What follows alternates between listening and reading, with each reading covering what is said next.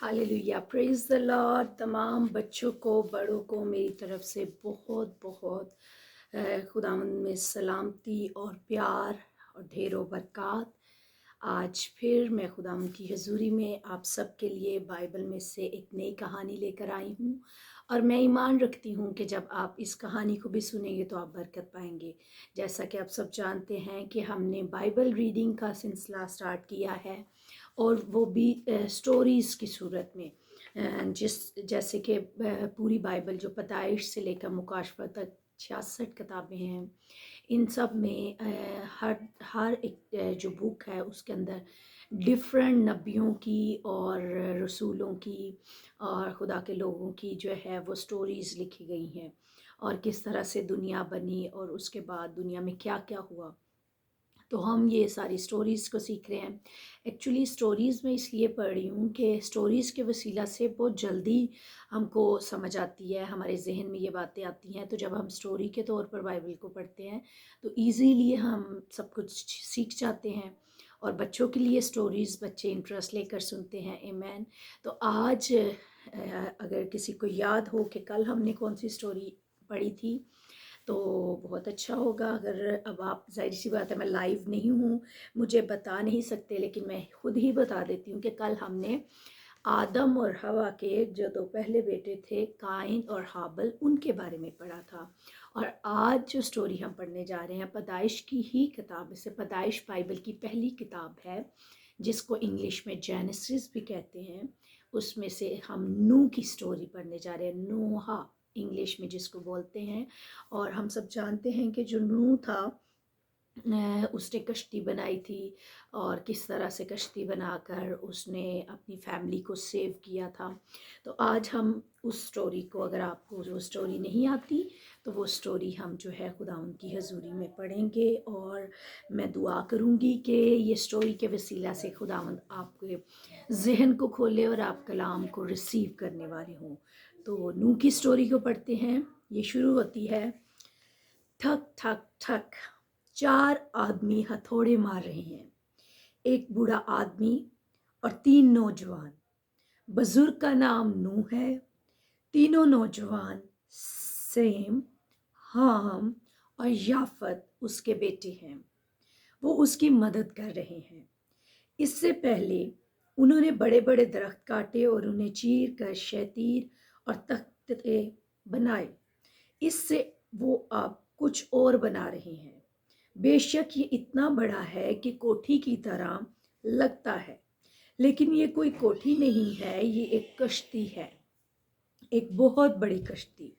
इसकी लंबाई 100 गज से भी ज़्यादा है। इन आदमियों ने एक लंबे अरसे तक खूब मेहनत की है। अब कश्ती तैयार होने को है। इसमें कौन सवार होगा? सिर्फ 4 आदमी और उनकी बीवियां, यानी 8 लोग। इन थोड़े से लोगों के लिए इतनी लंबी चौड़ी कश्ती की क्या ज़रूरत है? इसमें तो 1000 तक लोग आराम से बैठ सकते हैं। लेकिन अफसोस की बात है कि दूसरे लोग सवार होना नहीं चाहते। वो इतनी बड़ी कश्ती देखने ज़रूर आए, लेकिन उसे देखते ही वो हंस पड़ते। वो बूढ़े नूह का मजाक उड़ाते। भला ये तो बताओ, तुम इतनी बड़ी कश्ती कैसे चलाओगे? तुम इसे खुश्की पर बना रहे हो, लेकिन इसे पानी में कैसे लेके जाओगे? नूह कहता है, पानी खुद ही यहाँ पहुंच जाएगा। कि अब दुनिया में सिर्फ बुराई ही रह गई है, इसलिए मैं इन बुरे लोगों को सज़ा दूंगा। मैं तमाम ज़मीन पर इतना पानी बरसाऊंगा कि सब लोग डूब मरेंगे। सिर्फ वही बच्चे रहेंगे जो कश्ती में होंगे। खुदा ने नूह से फरमाया। ये सुनकर लोग और भी ज़्यादा हंसने लगे। नूह कहता, आए लोगों, मेरी बात पर ना हंसो, बल्कि खुदा से मिन्नत करो कि वह तुम्हारे गुनाह माफ़ करे। लोग उसे भी मजाक समझते। वो ज़ोर ज़ोर से हंसते और कहते, हम खुदा से दुआ नहीं करेंगे, पानी आने दो, हम इससे नहीं डरते। वो खुदा पर हंसते, लेकिन खुदा बर्दाश्त नहीं करता कि कोई उस पर हंसे। وہ ان برے لوگوں کے ساتھ بڑی مہربانی سے پیش آتا رہا، لیکن وہ اس کی بات سننے کو تیار نہ تھے، اس لیے وہ ان کو سخت سزا دینے لگا۔ صرف نوح ہی تھا جو خدا کو پیار کرتا تھا، اس لیے خدا نے نوح کو کشتی بنانے کا حکم دیا اور یہ بھی بتایا کہ اس میں کہاں دروازہ رکھا جائے اور کہاں کھڑکی ہو اور اس میں کس قسم کے کمرے ہوں۔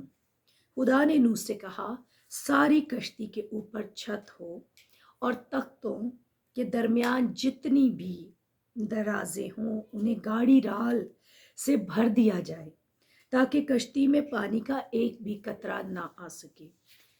ہتھوڑے دن رات ٹھوکے رہتے تھے، ٹھوک ٹھوک ٹھوک۔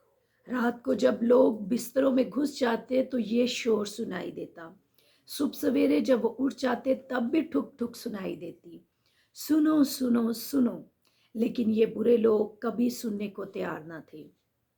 آخر کار ایک دن ہتھوڑوں کی آواز بند ہو گئی، خاموشی چھا گئی، بڑی کشتی تیار ہو گئی تھی۔ اب وہاں بہت سی سواریاں کشتی میں داخل ہونے کے لیے پہنچی، لیکن آپ سن کر حیران ہوں گے کہ ان میں سے کوئی بھی انسان نہیں تھا، یہ سب کے سب جانور تھے۔ وہ جوڑا جوڑا نر اور مادہ آئے، خدا نے انہیں بھیجا تھا، بڑے چھوٹے سب جانور کشتی میں داخل ہو گئے۔ نوح نے ہر ایک کو اس کا ٹھکانہ دکھا دیا، ہر ایک کے باڑے میں اس کے لیے خوراک بھی تیار پڑی تھی۔ ان برے لوگوں نے سب کچھ دیکھ لیا تو بھی انہوں نے نوح کی نہ سنی۔ آخر کار ایک دن وہ بھی آیا کہ کشتی میں داخل ہونے کا موقع ان کے ہاتھ سے نکل گیا۔ 8 لوگ کشتی میں گئے، پھر خدا نے خود ان کے پیچھے دروازہ بند کر دیا۔ ہفتہ بھر تو کشتی خاموشی سے وہیں ٹھہری رہی، پھر اچانک مصیبت آ پہنچی۔ پہلی کالی کالی گھٹائیں اٹھی، دیکھتے ہی دیکھتے پورا آسمان کالا ہو گیا، سورج چھپ گیا تھا، چاروں طرف اندھیرا ہی اندھیرا پھیل گیا۔ ٹپ ٹپ ٹپ بارش کے موٹے موٹے قطرے زمین پر گرنے لگے، پھر میںہ برسنے لگا، اتنا موسلا دھار میںہ کہ اس سے پہلے کبھی نہیں برسا تھا۔ دریا سا آسمان پر سے مسلسل زمین پر بہہ رہا تھا، لیکن بڑی کشتی خاموشی سے تاریکی میں اپنی جگہ پر رکی رہی۔ اس کے اندر چھپ کر سب آوازیں سن رہے تھے، بارش کے قطرے لکڑی کی چھت پر تھاپے مارتے ہوئے زمین پر پھسل گئے۔ اب کشتی پانی میں کھڑی تھی، پانی گہرا اور گہرا ہوتا گیا۔ اچانک کشتی ہلنے لگی، وہ پانی پر جھولنے لگی، ہوا کے زور سے وہ ایک طرف کو تیرنے لگی۔ کہاں؟ نوح کو تو معلوم ہی نہیں تھا، مگر خدا جانتا تھا۔ وہ خود کشتی کو اس بڑے طوفان میں سے چلاتا رہا اور یہ تسلی کی بات تھی۔ بارش ہوتی رہی اور زمین پر پانی چڑھتا گیا، یہاں تک کہ تمام زمین ایک سمندر نظر آنے لگی۔ سیلاب میں پہلے تو مکان بہہ گئے، پھر درخت اوجھل ہو گئے اور آخر کار اونچے سے اونچے پہاڑ بھی پانی میں چھپ گئے۔ 40 دن اور 40 رات تک بارش ہوتی رہی، پھر خدا نے سیاہ بادلوں کو ہٹا دیا، بارش بند ہو گئی، سورج کی کرنیں نکل آئیں، لیکن پوری زمین غرق ہو گئی تھی، ہر طرف پانی ہی پانی نظر آتا تھا، کوئی بھی برا شخص زندہ نہیں بچا تھا، سب کے سب اس گہرے پانی میں ڈوب مرے تھے۔ کشتی پانی پر تیرتی رہی، اس میں 8 انسان اور بے شمار جانور تھے۔ نوح اور اس کے بال بچے کو کسی قسم کا خوف نہ تھا، کیونکہ انہیں معلوم تھا کہ خدا ہماری نگہبانی کرے گا اور ایک دن ایسا آئے گا کہ ہم پھر سے زمین پر زندگی بسر کریں گے۔ کافی عرصہ کشتی پانی پر جھومتی رہی۔ ایک دن اچانک کشتی کسی چیز سے ٹکرائی، ایک دھکا سا لگا اور کشتی وہیں رک گئی۔ یہ ایک بلند پہاڑ تھا، زمین کے خشک ہونے تک کشتی کو یہاں رکنا پڑا۔ پانی آہستہ آہستہ نیچے اترتا گیا، جلد ہی نوح کو دوسرے پہاڑوں کی چوٹیاں نظر آنے لگیں، لیکن پانی کے پورے طور پر اترنے میں کافی دیر لگی۔ انتظار کرتے کرتے نوح تھک گیا۔ ایک دن اس نے پرندوں کے دڑبے میں سے ایک کوے کو پکڑ کر کھڑکی میں سے باہر اڑایا۔ کوا بہت خوش ہوا، وہ بہت دور اڑتا گیا۔ شام کو وہ واپس نہ لوٹا۔ کوا بڑا طاقتور پرندہ ہے، بے شک اس نے پانی پر تیرنے والی کسی کھانے کی چیز پر گزارا کر لیا۔ کچھ دیر بعد نوح نے کشتی میں سے ایک کبوتری نکالی۔ کبوتری بیچاری سارا دن اڑتی پھری، مگر اسے چگنے کو ایک دانہ بھی نہ ملا۔ مجبور ہو کر وہ شام کو تھکی ماندی کشتی میں واپس لوٹ آئی۔ ابھی کبوتری کو زمین پر ٹکنے کے لیے کوئی جگہ نہ ملی، کیونکہ ہر طرف پانی ہی پانی تھا۔ نوح نے کبوتری کو کشتی کی طرف آتے دیکھا تو کھڑکی میں سے اپنا ہاتھ بڑھا کر اسے پکڑ لیا۔ ایک ہفتے اور انتظار کرنے کے بعد نوح نے کبوتری کو دوبارہ باہر بھیجا۔ کبوتری پھر واپس آ گئی، لیکن اس کی چونچ میں کیا تھا؟ ایک تازہ پتی۔ لگتا ہے کبوتری اسے بتانا چاہتی تھی کہ دیکھو درخت کی شاخیں پانی سے نکل آئی ہیں، اب زیادہ عرصہ نہیں لگے گا۔ یہ ایک بڑی خوشخبری تھی۔ نوح نے ایک ہفتہ اور انتظار کیا اور کبوتری کو تیسری مرتبہ اڑا دیا، پھر وہ واپس نہ آئی۔ کبوتری کو خوراک مل گئی تھی، اس لیے وہ اب زمین پر گزارا کر سکتی تھی۔ اب نوح کشتی کا دروازہ کھول کر خدا کے حکم کا انتظار کرنے لگا۔ آخر کار خداوند نے اسے کہا، آئے نوح، اب کشتی سے بال بچوں اور جانوروں سمیت باہر نکل آ۔ وہ لوگ دوبارہ کھلی فضا میں آ کر کتنے خوش ہوئے ہوں گے۔ زمین پر گھاس اگ آئی تھی، پھولوں نے کھلنا شروع کر دیا، زمین کتنی خوبصورت تھی۔ پرندے نے گھونسلوں کی تیاری میں لگ گئے، وہ خوشی سے چہچہانے اور ادھر ادھر اڑنے لگے۔ جانور خوشی خوشی جنگلوں میں پھیل گئے۔ جس طرف بھی انہیں رہنے کو اچھی جگہ نظر آئی، وہیں انہوں نے اپنا ٹھکانہ بنا لیا۔ اب نوح نے خداوند کے حضور قربانی پیش کی۔ اب جب قربانی کا دھواں آسمان کی طرف اٹھا تو وہ اور اس کے گھر کے باقی افراد نے گھٹنے ٹیک کر اپنے خدا کا شکر کیا۔ خدا نے طوفان کے دوران ان کی ہر طرح سے دیکھ بھال کی تھی۔ خدا نے اس قربانی پر نظر کی اور دیکھا کہ وہ آٹھوں انسان کتنے خوش اور شکر گزار ہیں۔ جب قربانی کی خوشبو اس تک پہنچی تو اس نے اپنے دل میں کہا، انسان کی وجہ سے میں پھر کبھی زمین پر ایسا سیلاب نہیں بھیجوں گا۔ اس نے نوح سے کہا، اب سے تمہیں ڈرنے کی ضرورت نہیں۔ جب کبھی بارش آئے تو تم اوپر نظر کرنا، تمہیں بادلوں میں ایک کمان دکھائی دے گی۔ یہ کمان اس بات کا نشان ہوگا کہ دنیا پھر کبھی طوفان سے غرق نہیں ہوگی۔ کیا آپ نے بھی کبھی آسمان میں وہ پیاری سی رنگین کمان دیکھی ہے؟ وہ کوسے قزح کہلاتی ہے، یعنی رینبو۔ آمین۔